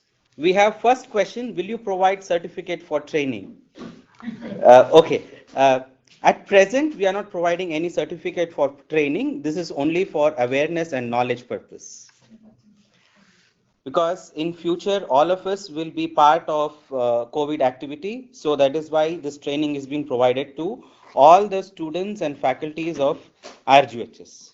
Second question we have received is, in village areas, how to take care of health so that we can be safe with virus. Dr. Bhavita, would you like to answer this question? Firstly, I'm sure most of the health workers are very active and aware about how to report certain symptoms, and I'm sure that health workers can go around the villages, make sure their health is appropriate, including the medical officer. Any kind of symptoms being shown by the villagers can be reported to the primary health center. I'm sure they'll take necessary action, and first and foremost, hygiene, hand hygiene, social distancing is a must. Mostly it depends on the village area. They might do a containment, as you're aware that many of our urban cities, local areas are being contained for various reasons, because there are many more cases that are occurring. But I'm sure rural areas are kind of at present a safer kind of situation. They can practice whatever they're doing at present. Stay at home safely, hand hygiene, practice washing all your vegetables or whatever you're consuming, and stay safe. And report to the health worker and medical officer when they find symptoms. I hope that was a clear answer for your question. Now we have another question. In few places, the hospitals are not ready to take the cases of COVID-19. In that situation, how do we be safe and what to do? Can I request Dr. Sneha to answer this? Ideally, government has given directions to all the healthcare facilities that they should not be refusing the patients as such. And if the hospitals are prepared with a proper personal protective equipment, they should be able to at least screen the patients. And if they have facility, they can definitely collect the sample and direct the patients to the nearest facility which can quarantine or keep the patients either suspected or known cases of COVID-19. and also the lab can in the meanwhile confirm and do the needful. Already there are certain identified hospitals across the state. ನಮ್ಮ ಸರ್ಕಾರ already identify ಮಾಡಿದೆ. ಅಂದ್ರೆ example ಕೊಡ್ಬೇಕು ಅಂದ್ರೆ Victoria hospital ಆಗಿರ್ಬೋದು, KC general hospital ಆಗಿರ್ಬೋದು. So ಈಗ ಯಾರನ್ನು ಒತ್ತಾಯ ಪೂರ್ವಕವಾಗಿ ಇದೇ ಹಾಸ್ಪಿಟಲ್ಗೆ ಹೋಗಿ ಅಂತ ಹೇಳಕ್ ಆಗಲ್ಲ. ಸೊ ಆ ತರ ಏನಾದ್ರೂ ಸಂದರ್ಭ ಬಂದ್ರೆ you can definitely approach any of the government hospitals, nearest public health hospitals. And ಇನ್ನೊಂದು ವಿಷಯ ಹೇಳ್ಬೇಕು ಅಂದ್ರೆ ಫೀವರ್ ಕ್ಲಿನಿಕ್ಸ್ ಅಂತ ಸ್ಟಾರ್ಟ್ ಮಾಡಿದ್ದಾರೆ ಕರ್ನಾಟಕ ಸರ್ಕಾರದಿಂದ. ಸೊ ಯಾವುದೇ ಒಬ್ಬ ಪೇಷಂಟ್ಗೆ ಆ ತರ ನನ್ಗೆ ಸಿಂಪ್ಟಮ್ಸ್ ಇದೆ, ಆ ತರದ್ ನನ್ಗೊಂದು ಮನಸ್ಸಲ್ಲಿ ಡೌಟ್ ಇದೆ ಅಂದ್ರೆ ಹೋಗಿ ಸ್ಕ್ರೀನ್ ಮಾಡಿಸ್ಕೊಂಡು ಏನಾದ್ರೂ ಸಿಂಪ್ಟಮ್ಸ್ ಇದ್ರೆ ಟೆಸ್ಟ್ ಮಾಡಿಸ್ಕೋಬಹುದು. And one more thing is they can ಈ 104 104 ಅಂತ ನಂಬರ್ಗೆ ಟೋಲ್ ಫ್ರೀ ನಂಬರ್ ಇದೆ. ಅಲ್ಲಿಗೆ ಫೋನ್ ಮಾಡಿ ನಿಮ್ಮ ಎಲ್ಲಿ ನೀವು ಇರ್ತೀರೋ ಅಲ್ಲಿಗೆ ಯಾವ್ದು ಹತ್ತಿರದ ಆಸ್ಪತ್ರೆ ಅಂತ ನೀವು ತಿಳ್ಕೊಬಹುದು. ಸಿಂಪ್ಟಮ್ಸ್ ಏನೇನಿದೆ ಅಂತ ಹೇಳಿದ್ರೆ ಅವ್ರು ನಿಮ್ಗೆ ಕರೆಕ್ಟ್ ಆಗಿ ಗೈಡ್ ಮಾಡೇ ಮಾಡ್ತಾರೆ. I think that is clear with what Madam has explained. So we have another question. Is complete PPE essential to use in a routine investigation lab? There are two things. Actually, if you look at the guidelines clearly say that if you are handling the respiratory samples, then you have to wear proper PPE, including N95 mask. Whereas ಈಗ ನೀವು ಸಿರಾಲಜಿಕಲ್ test ಅಥವಾ ಬೇರೆ biochemical ಅಥವಾ ಹಿಮೆಟಾಲಜಿಕಲ್ test ಮಾಡ್ತಾ ಇದ್ರೆ triple layer mask ಸಾಕು ಅಂತ guidelines ಹೇಳುತ್ತೆ. But if you over do the things, let us say triple layer mask ಅಂತ ಇದ್ದಾಗ ನೀವು N95 ಹಾಕೊಂಡ್ರೆ ತಪ್ಪೇನಾಗಲ್ಲ. ಬಟ್ ಅದು ಡಿಸಿಷನ್ ನಿಮ್ದು ಹಾಸ್ಪಿಟ್ಲು ಮತ್ತೆ ಸಪ್ಲೈ ಮೇಲೆ ಡಿಪೆಂಡ್ ಆಗಿರ್ಬೇಕು. ಎಲ್ರಿಗೂ ಗೊತ್ತಿರುವಂತೆ ಈಗಾಗಲೇ ನಮ್ಗೆ ಶಾರ್ಟೇಜ್ ಇದೆ PPE ಇದು presently, and appropriate PPE would be triple layer mask ಅಂತ ಹೇಳ್ಬೋದು. And definitely gloves and headgear also can be worn. We have another question. While doing phlebotomy, is it required to change the PPE for each patient? In village areas, how to take care of health? I think already they have answered. So the question is, I would request Dr. Manjunath to answer this question. While doing phlebotomy, is it required to change the PPE for each patient? See, actually, in the phlebotomy room, there is no requirement of this thing, complete panel of PPEs. Only important two things is enough. One is the hand gloves and the mask, surgical mask.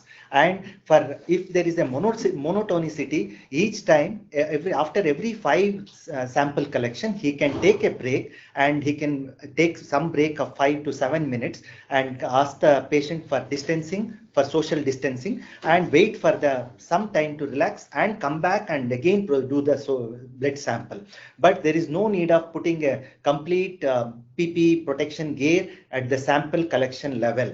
But it is only done with the COVID clinic, where they will be taking the sample. You have to do the complete sample. We have to wear the complete protective gear. Okay, thank you, sir. We have another question. I think either of you can answer. Is there a chance of spreading COVID-19 from COVID-19 positive patients' blood or serum to lab staffs rather than from droplets we are not exposed to? Ideally, this SARS-CoV-2, which is a causative agent of COVID-19, is a respiratory virus. So the concentration of virus is more in the respiratory secretions. Adu nimdu saliva agirbahudu, sputum agirbahudu, athwa any respiratory secretion agirbahudu. But this virus is not a bloodborne virus like we call HIV or hepatitis B or hepatitis C. But definitely during the phase of viremia, it can be present. But in comparison to respiratory secretions, I would like to say that like even the stool and the urine and other body fluids are potentially considered infectious. So standard precautions have to be practiced even when you are handling the blood. Okay, I think we'll take, there are 2 questions. We will not be able to take any more questions right now, paucity of time. Can you tell a little bit about asymptomatic patients? Asymptomatic patients are those who would have got exposed to a potential source of infection. It could be a patient, for example, but ಅವರಲ್ಲಿ ಇನ್ನೂ symptoms develop ಆಗಿರಲ್ಲ.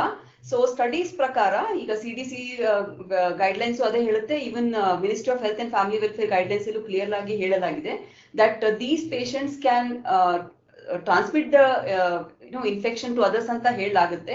But definitely it is not as much as the symptomatic patients do. and ಆ ತರ ನಾವು ಇನ್ನು ಕಮ್ಯುನಿಟಿಯಲ್ಲಿ spread ಆಗ್ತಾ ಇಲ್ಲ.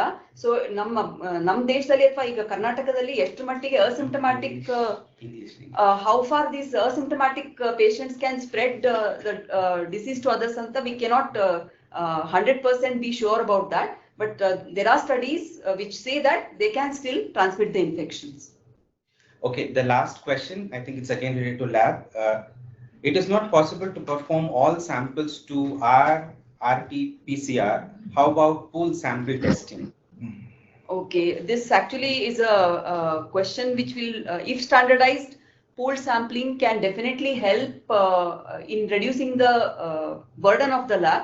But again, there are no standard guidelines, and because the virus, because the procedure is not standardized, we may end up giving false negatives. So unless the procedure is standardized and the protocol is approved by the standard bodies, I think we cannot go ahead and do the pooled sampling right now for diagnostic purpose. Maybe once the research proves and there are certain guidelines for these, it can be taken up a little later. But right now, pooled sampling is not advisable for diagnostic purpose for COVID-19 by real-time PCR. Okay, thank you. If there are any further questions, you can please put in the questions in the chat box and we will try to answer later in future sessions. Thank you very much, all the speakers, for your participation and also your expertise, sharing your expertise.